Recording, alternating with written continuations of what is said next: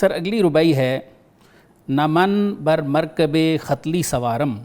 علامہ فرماتے ہیں کہ نہ تو میں اعلیٰ نسل کے گھوڑوں پہ سواری کرنے والا ہوں, صحیح ہے, نہ ازو بستگان شہر یارم, نہ بادشاہوں کے درباروں سے منسلک ہوں. ٹھیک ہے. آگے فرماتے ہیں مرا اے ہم نشیں دولت ہمیں بس, اے دوست میرے لیے یہی ایک دولت کافی ہے. اور وہ کون سی ہے؟ چکاوم سینہ را لال برارم, جب میں اپنا سینہ کھودتا ہوں تو لال برآمد کرتا ہوں. سر علامہ کیا فرمانا چاہ رہے ہیں؟ سارے ساری کو حضرت علامہ نے اپنے کلام میں ہمارے اردو خان طبقے کے لیے آسان ہو جائے کہ نے لشکر و سپاہ میں ہے, نے تخت و تاج نے لشکر و سپاہ میں ہے, جو بات مرد کلندر کی بارگاہ میں. ایسے وہ وہی تو کہہ رہے ہیں, نہ میری تو ان گھوڑے والوں سے کوئی دوستی ہے, نہ بادشاہوں کے پاس میرا طریق ہے آنے جانے کا. ایسے ہی ہے. تو اصل میں اپنے سینے سے فیض پاتا ہوں, اپنے سینے سے فیض پاتا بھی ہوں اور اس فیض کو پھر بانٹتا بھی ہوں, فیض رساں بھی ہوں. ایسے ہی. اب اس کو اگر دیکھا جائے تو حضرت اقبال نے یہاں پہ ایک اور چیز تھوڑی شاعرانہ تعلی بھی ہوتی ہے نا, اس انداز کے اندر بھی اگر دیکھا جائے, اور یہ حقیقت بھی ہے جو حضرت اقبال کی آخری ہے نا رباعیات ارمغان حجاز کے اندر, اس میں بھی ہے نا کہ سرود رفتہ باز آیت کے نہ آیت, نسیم از حجاز آیت کے نہ آیت, سر آمد روزگار ای فقیرے دیگر دانائے راز آیت کے نہ آیت. کہ یہ جو نغمہ ہے نا پرانا, یہ پھر آئے یا نہ آئے. صحیح. اور کہتے ہیں کہ پتہ نہیں یہ حجاز کی سرزمین سے یہ جو باد نسیم کے جھونکے میں دے رہا ہوں یہ بعد میں آئیں کہ نہ آئیں. اور اس کے بعد کہتے ہیں سر آمد روزگار ای فقیرے, اس فقیر کا تو اب آخری وقت قریب پہنچ چکا ہے. دیگر دانائے راز آیت کے نہ آیت, کوئی اور آتا ہے کہ نہیں آتا. تو اصل میں وہ یہ فیض جو ہے جو انہیں اس بارگاہ سے ملا ہے, کہتے ہیں کہ اس سے تم آگے اس کو لے کر چلو. مثلا وہ میں شاخ تاک ہوں میری غزل ہے میرا ثمر, میرے ثمر سے میں لال افام پیدا کر.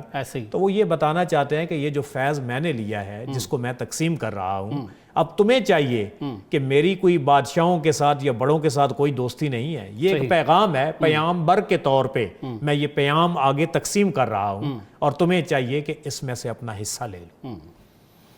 علامہ کے پیر و مرشد حضرت مولانا روم رحمۃ اللہ علیہ آپ بھی ایسی بات فرماتے ہیں جو علامہ فرما رہے ہیں کہ میں اپنے سینے سے لال نکالتا ہوں, اپنے سینے سے فیض پاتا ہوں. سر یہ تمام میں کامن ایک نظر آتا ہے, کامن ہے. مثلا اگر ان کی بات ایک ہے. حضرت شیخ مبارک مخزومی کو آپ دیکھیں نا, سر شیخ مبارک مخزومی, حضرت شیخ محی الدین عبد القادر جیلانی, حضرت غوث اعظم سرکار جو ہیں ان کے یہ استاذ محترم تھے. انہوں نے جب آپ کو واعظ و نصیحت کے لیے بغداد میں مقرر کیا تو وہاں پہ جو آپ کا پہلا خطبہ ہے وہ ہمیں آن دی ریکارڈ مل جاتا ہے. اس میں آپ یہی کہتے ہیں کہ یہ جو درر المعارفی, کہ یہ جو میرے قلب کے اندر جو درر معارف ہے نا فی بحر القلب, کہ یہ جو درر معارف بحر قلب کے اندر ہے نا, ان کو میں نکال رہا ہوں علی ساحل الصدر, سینے کے ساحل پہ لا رہا ہوں, اور یہ میں موتی تقسیم کر رہا ہوں. یہ پہلا آپ کا خطبہ ہے.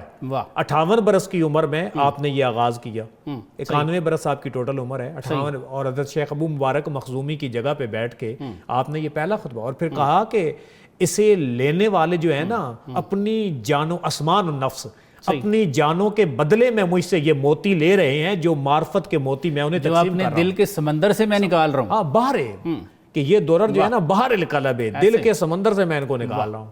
سر مولانا کی بات بتا رہا تھا نا, آپ بھی یہی فرماتے ہیں, سب مشائخ کی باتیں ایک جیسی ہیں. تو مولانا فرماتے ہیں کہ توتیے کہ از وہی آید آوازے وہ توتی وہ طوطا جس سے وہی کی آواز آتی ہے, اندرون تست باشد سازے, اس کا ساز تیرے اپنے دل سے ہی تو بجتا ہے, ادھر سے ہی تو سنتا ہے. آگے فرماتے ہیں چشم دولت سحر مطلق می کند, آپ فرماتے ہیں کہ جب ذات مہربان ہوتی ہے تو مکمل جادو کر دیتی ہے.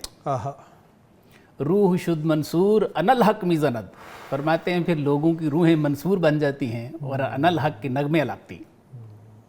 تو بات ساری دل کی ہے, ٹھیک ہے, جس کو قرآن نے بار بار کہا قد افلح من تزکا, قد افلح من تزکا، ایسے ہی ہے بالکل ایسے تو اس کو پاک کرو. جب اس کو پاک کریں گے، اور جو پاک کر لیا جن لوگوں نے، وہ تو یہی بات بتاتے ہیں. ایسے ہی